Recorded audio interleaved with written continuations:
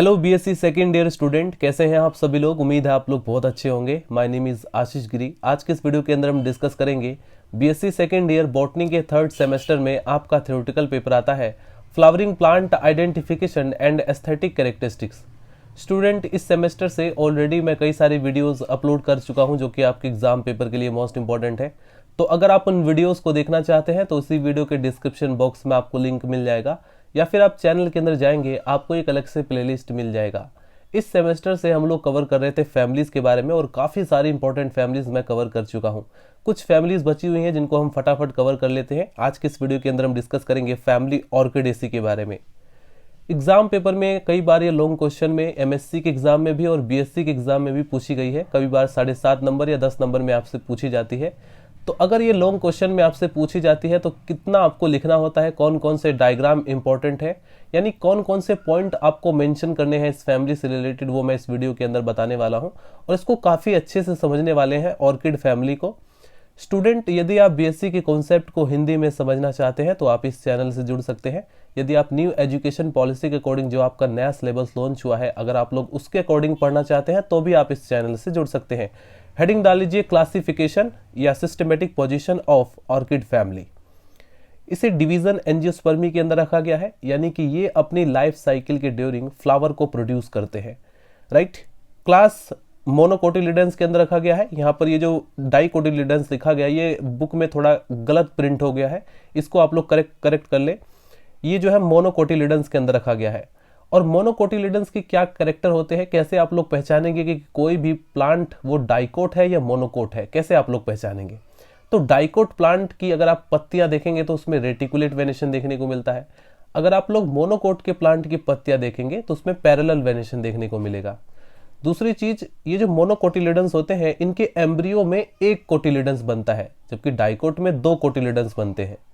इसके बाद डाइकोट के जो फ्लावर होते हैं वो जनरली पेंटामेरस होते हैं या टेट्रामेरस।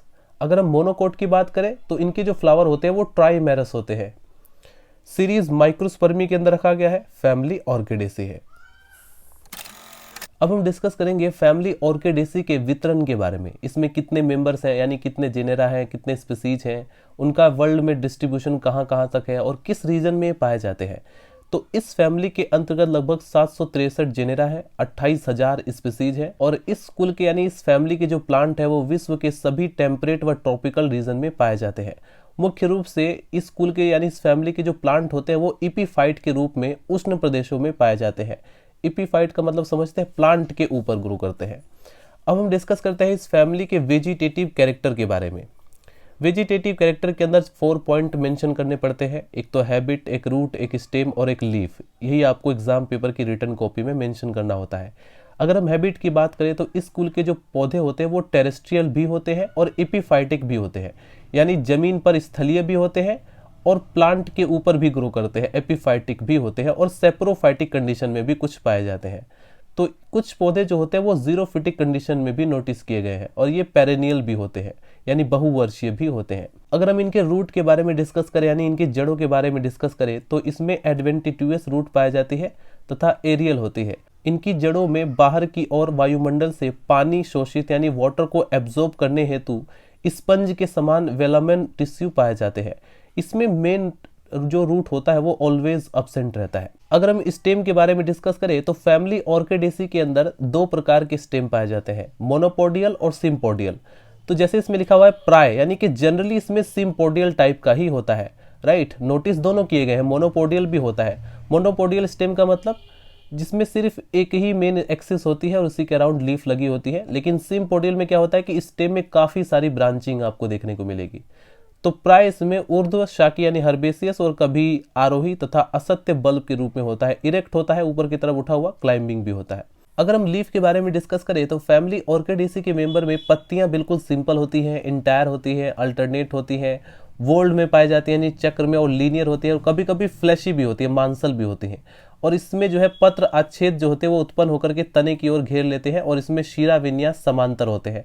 शिरा विन्यास का मतलब जो वेनेशन पाया जाता है पत्तियों में, पत्तियों के अंदर आप लोग ध्यान से देखेंगे तो इसमें वेन्स पाई जाती है और उन वेन्स का जो अरेंजमेंट होता है उसी को कहा जाता है वेनेशन। तो इसमें पैरेलल वेनेशन देखने को मिलेंगी, समांतर। राइट, लेकिन अगर आप लोग डाइकोट की पत्तियां देखेंगे तो उसमें रेटिकुलेट वेनेशन पाया जाता है। चलिए डिस्कस करते हैं फ्लोरल कैरेक्टर के बारे में। अभी तक हमने वेजिटेटिव कैरेक्टर को कवर किया। फ्लोरल कैरेक्टर में सबसे पहले आप लोगों को एक्सप्लेन करना पड़ता है, डिफाइन करना पड़ता है इनफ्लोरेसेंस के बारे में। फिर आप लोग फ्लावर, पेरियंथ, एंड्रोसियम और गाइनोसियम को एक्सप्लेन करेंगे। तो इसमें जो इन्फ्लोरेसेंस होता है वो रेसिमोस टाइप का और स्पाइक होता है, राइट। फ्लावर की अगर हम बात करें तो फ्लावर जो होता है वो ब्रैक्टिएट होता है, बाइसेक्सुअल होता है और कभी कभी यूनिसेक्सुअल भी होता है और इपीगाइनस होता है। फ्लावर्स जो जनरली आप लोग ध्यान से देखेंगे तो ट्राइमेरस होते हैं, राइट। ट्राइमेरस फ्लावर पाए जाते हैं। स्टूडेंट, अगर हम लोग पेरियंथ के बारे में डिस्कस करें तो प्राय इसमें 6 पेटल्स होते हैं और ये 3-3 के वॉल्स में अरेंज रहते हैं। ये पेरियंथ जो होते हैं वो फ्री रहते हैं, कभी कभी फ्यूज्ड भी होते हैं। आउटर वॉल में जो पेरियंथ होता है वो इम्ब्रिकेट होता है और इनर वॉल में प्राय आप लोग ध्यान से देखेंगे तो इसमें पेरियंथ में एक जो पेटल्स होता है वो बड़ा होकर के लेबेलम बनाता है, राइट। आप लोग ध्यान से देखेंगे तो पेटल्स में टोटल 3 पेटल्स होते हैं, 2 तो इसमें नॉर्मल होते हैं और एक का जो साइज होता है वो बड़ा हो जाता है, बिग हो जाता है और उसी को हम बोलते हैं लेबेलम। और उस लेबेलम की वजह से पूरा जो फ्लावर होता है वो जाइगोमॉर्फिक हो जाता है। अगर आप लोग उसकी सिमेट्री के बेस पर देखेंगे तो अब वो एक्टिनोमॉर्फिक नहीं कहलाएगा, क्योंकि एक पेटल्स के बड़ा हो जाने की वजह से उसकी सिमेट्री जाइगोमॉर्फिक हो जाती है। अगर हम लोग एंड्रोसियम के बारे में डिस्कस करें तो प्राय इसमें 2 या 3 स्टेमेंस होते हैं और ये जो स्टेमेंस होते हैं आपस में गाइनोसियम के एक्सटेंशन से ये फ्यूज होकर के एक कॉलम बनाते हैं। एंथर्स जो होते हैं वो बाइसेल्ड होते हैं, इंट्रोस होते हैं, राइट। या तो पोलन ग्रेन्स जो होते हैं वो ग्रेन्युलर होते हैं और या फिर जैसे कि इसमें लिखा हो गया है कि इसके जो पराग कण होते हैं यानी पोलन ग्रेन जो होते हैं प्राय लोचदार धागों में बंधे हुए एवं 2 मोमिया रचनाओं में चिपके हुए होते हैं और इन रचनाओं को हम पोलिनिया कहते हैं। या तो पोलिनिया के फॉर्म में पाए जाते हैं या ग्रेन्युलर होते हैं। अगर हम लोग गाइनोसियम के बारे में डिस्कस करें तो गाइनोसियम इसमें ट्राई कार्पेलरी होते हैं, राइट। 3 कार्पल उसमें प्रेजेंट रहते हैं और वे आपस में फ्यूज रहते हैं यानी कि सिन कार्पस कंडीशन पाई जाती है। ओवरी जो होती है वो यूनिलोक्यूलर होती है यानी कि एक लोक्यूल इसमें प्रेजेंट रहता है और कभी कभी ट्राइलोक्यूलर भी होती है और इंफीरियर होता है, राइट। इसमें जो प्रेजेंटेशन होता है वो एक्साइल और पैराइटल प्रेजेंटेशन इसमें देखने को मिलता है। प्रेजेंटेशन क्या होता है?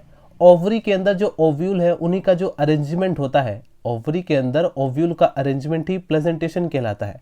तो उसमें एक्साइल प्रेजेंटेशन भी पाया जाता है और पैराइटल प्रेजेंटेशन भी इसमें देखने को मिलता है। स्टिग्मा की 3 लोब्स में से जनरली एक इंटीरियर लोब स्ट्राइल होकर के एक पॉकेट के समान स्ट्रक्चर बना लेती है जिसे हम रोस्टेलम कहते हैं। कभी कभी रोस्टेलम का एक भाग जो होता है वो विस्कामी डिस्क में परिवर्तित हो जाता है, चेंज हो जाता है, जिसे हम बोलते हैं विसीडियम, राइट। फ्रूट जो होता है इसमें कैप्सूल के फॉर्म में होता है। आगे बढ़ते हैं स्टूडेंट।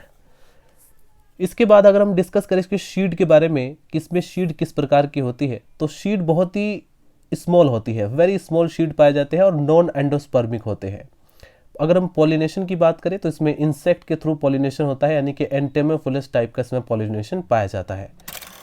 सो स्टूडेंट्स, अगर हम फाइनली डिस्कस करें फैमिली ऑर्किडेसी के फ्लोरल फॉर्मूला के बारे में तो उसमें जो फ्लावर होते हैं वो जनरली जाइगोमॉर्फिक होते हैं, बाइसेक्सुअल होते हैं और पेरियंथ वर्ड तब यूज किया जाता है जब आप लोग कैरिक्स और कोरोला यानी सेपल्स पेटल्स को डिफाइन ना कर पाए कौन सा सेपल्स है कौन सा पेटल है, तो इस कंडीशन में हम लोग पेरियंथ वर्ड यूज करते हैं। तो 2 चक्र पाए जाते हैं 3+3 और ये आपस में फ्यूज भी हो सकते हैं, इसलिए हमने इसको ब्रैकेट में रखा। और एंडोसियम में स्टेमेंस की संख्या 1 से लेकर 2 तक हो सकती है। गाइनोसियम में हमने जो देखा था ओवरी जो होती है वो ट्राई कार्पेलरी होती है, 3 कार्पल प्रेजेंट रहते हैं और वे आपस में फ्यूज है, तो यहाँ पर सिन कार्पस कंडीशन है यानी कि ब्रैकेट में हमें रखना पड़ेगा। और ओवरी जो होती है वो इन्फीरियर होती है। इकोनॉमिक इंपॉर्टेंस के बारे में अगर हम डिस्कस करें तो इस कुल के जो पौधे होते हैं वो आर्थिक महत्व वाले काफी इंपॉर्टेंट प्लांट है। जैसे नंबर 1 पर आता है वेंदा रॉक्सबर्गाई, इसे हम रासना बोलते हैं। यह जो होता है इपीफाइटिक प्लांट होता है, इसकी जो जड़ें होती है वो गांठिया रोग के उपचार में उपयोगी होती है, राइट। ये यानी कि मेडिसिनल वैल्यू का प्लांट है। नंबर 2 पर आता है ऑर्किस लैटिफोलिया सलप। यह कश्मीर में पाया जाने वाला एक प्लांट है और इसकी जो जड़ें होती है वो खाने योग्य होती है। नंबर 3 पर आता है वेनिला प्लेनिफोलिया। इस पौधे की जो फल होती है वो मिठाइयों को सुगंधित करने के लिए या इत्र के निर्माण में उपयोगी होती है। नंबर 4 पर आता है स्टूडेंट्स वांदा स्पेथुलाटा। इस पौधे से दमे तपेदिक के लिए औषधि का निर्माण किया जाता है। ये जो 4 आपको दिखाई दे रहे हैं ये सजावटी पौधे हैं, ऑर्नामेंटल प्लांट के नेम है। नंबर 5 पर जो आ रहा है वो है साइप्रिपेडियम। ये भी एक ऑर्नामेंटल पर्पस से इसको उगाया जाता है। ऑर्किस है, इसको भी ऑर्नामेंटल पर्पस से उगाया जाता है। बल्बोफाइलम पॉलीरिज्म जो होता है ये भी ऑर्नामेंटल प्लांट है और लिस्टेरा भी जो होता है ये भी सजावटी पौधे के रूप में इसको उगाया जाता है। तो ये था फैमिली ऑर्किडेसी का इकोनॉमिक इंपॉर्टेंस, जो कि 2 नंबर में शॉर्ट क्वेश्चन में आपसे अलग से भी पूछा जा सकता है। फ्लोरल डायग्राम में आप लोग सिंपली देख सकते हैं, ये है ऑर्किस लैटिफोलिया का फ्लोरल डायग्राम। यही डायग्राम आप लोगों को एग्जाम पेपर में बनाना होगा अगर आप लोग कोई इसका मेंबर शो करना चाहते हैं। और एक फ्लोरल डायग्राम तो आपको डेफिनेटली बनाना होगा अगर आपके एग्जाम पेपर में लॉन्ग क्वेश्चन में फैमिली ऑर्किडेसी के बारे में पूछा जाता है तो। राइट, हो सकता है कि आप लोग इसके अलावा कोई और भी मेंबर का डायग्राम बना सकते हैं जो आपको ईजी लगे, लेकिन इस बुक के अंदर सिर्फ यही डायग्राम मेंशन हुआ है तो मैंने यही आपको दिखा दिया है। राइट, सो स्टूडेंट्स, मिलते हैं नेक्स्ट वीडियो में। नेक्स्ट वीडियो के अंदर हम कवर करेंगे फैमिली लिलिएसी के बारे में। मिलते हैं नेक्स्ट वीडियो में। Bye bye, Tata.